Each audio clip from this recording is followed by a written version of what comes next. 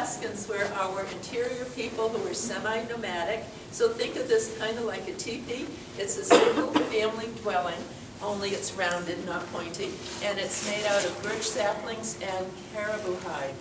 And in our representation here, we've got some birch bark baskets, which the Athabascans were known for, as opposed to the woven ones.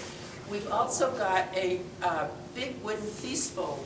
Now, if you were semi-nomadic, you really wouldn't want to carry that around with you, and we show it to represent trade that the different native groups had with each other. I hope you're getting the impression that Alaska is huge. We've got different geographical areas with different resources. So frequently an area's got something that they've got and something they don't have. And so they traded amongst themselves for what they didn't have.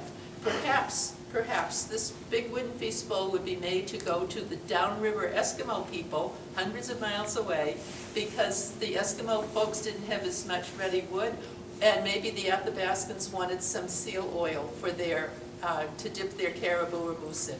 Don't know, except to say they traded amongst themselves, and want you to remember that part. The other thing that we show in our representation here is a bucket, a pail, and that represents their newcomers who were the miners and the prospectors. The Klondike was actually in Canada, but it was right across the border in Athabascan country. And when it petered out, then the miners and the prospectors spread out over into Alaska. Nome, Fairbanks, Iditarod. I mean, there's been a lot of gold that's been taken out of this state.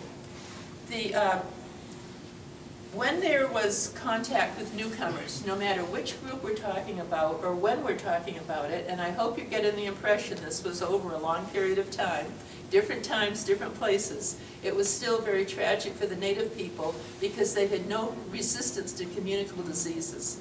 And they feel that well over half the native people in Alaska died from communicable diseases. And we're talking about measles, the flu, smallpox, tuberculosis came later.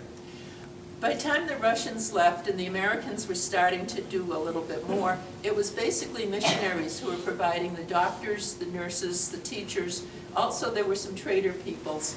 And these folks were representing the United States who felt that their way was best and that they were the right way to do things. Now, the native people are losing so many to death, so that consequently those that are still living kind of move to where the doctors and nurses are. And think of it a little bit like in Europe in the 1300s with the Black Plague that just changed their whole economic society. And that's kind of what happened up here. And the native people are saying, gee, these new people are not dying the way we are. Consequently, they're a bit stronger than we are, so maybe we'd better listen to them a little bit. And they also realized that the new people, in their arrogance, did not appreciate what the native people knew about the natural world. But the native people then sort of shut up about what they knew, and they just went along with what the new people said, and a lot of that's been lost. Now we're trying to bring that information back the best we can, and in that, the Smithsonian area where I talked about when we got off the elevator, there's a classroom or two that they're full of audio-visual stuff, and they will bring items out of the cases and bring them into the classroom and have native elders talking about what do they remember their grandparents saying about the items. And so that way we're trying to learn a little bit more about some of the stuff that's been lost. Now that brings us up to sort of around the early 1800s. And right now, although I had said please hold any questions until the end, if you do have questions about the geography of Alaska or the early peoples and early contact, it's okay to ask them right now, because as we get into the second part of the tour, it's so totally, totally different that this is a break time for that. So has anybody got any questions about what I've said so far? I've given you an awful lot in a short period of time. Yes, ma'am? I was told that inside of their mukluks that they wore, they would often use reed or some kind of material as like an insulator. Is that true? Yeah, now again, we can't generalize, or we can generalize, yes. Not only inside of mukluks would the people stuff in reeds and grasses and stuff like that, but we've also got examples of woven stockings, woven of grass, not of fabric, but woven of grasses. And so, yes, instead of just making baskets, they would also make stockings or socks. But yes, they would put something inside of their mucklucks when it got really cold. Yes, ma'am. I grew up in school in the 50s, up to 60s. We were taught, all Alaskans were Eskimos. All Alaskans lived in igloos. How did that get started, and how did we not? All I can say is I think it's cute to think of the Eskimo, the smiling Eskimo and stuff, and it's too complicated to give the whole story. And consequently, yeah, they simplified things. I too, 4th grade, I remember how I drew the Eskimo with an igloo and the northern lights. But now we know better. And you know, there's all these young people now that are going for PhDs, and the information that they're learning is just amazing. Those of us who are older, the stuff we're not going to know and younger people will, because there's so much research being done. And the other thing is native pride too. When I've been in Alaska now for more than 50 years, and I came up after college, natives were still feeling very down. It was not a good thing to be a native.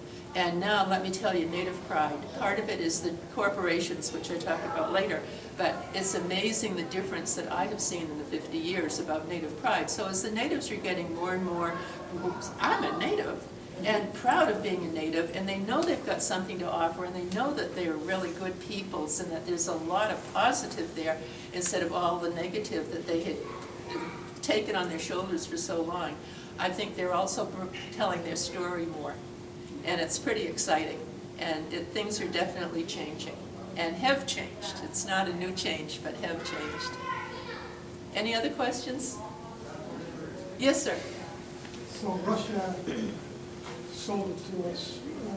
How was the actual borderline established? Was there any squabbling or misunderstandings with Canada? Well, there still are. There still are some misunderstandings. Basically, you got the big blob of Alaska. Down here is southeast Alaska. Over here is the Aleutian Chain. Okay?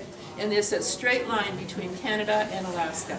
Now that was set up between two companies, the Russian-American company, which had a charter from the Tsar, and the British, what do we call that? Come on, you'll know it. English-American, no. The big English company that was out for furs and stuff. Hudson Bay, thank you. Okay, the companies, and they had a charter from their king. That's where that line came from.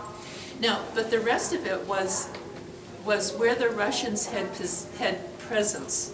And so they had presence along the coast where Yakutat is now, which is between the big blob and southeast. There's a little strip there. So Canada does not have access to the open ocean. And then on southeast Alaska, down there, it was mountaintop to mountaintop, but so far from the head of the bays. There are still some that are under question. The only place that Canada never did have access to the Pacific Ocean, or the the British guys. And that was how it got settled. And so when the actual transfer came, it was where the Russians had presence, and that was what set the border. Anything else? Then let's go take part 2.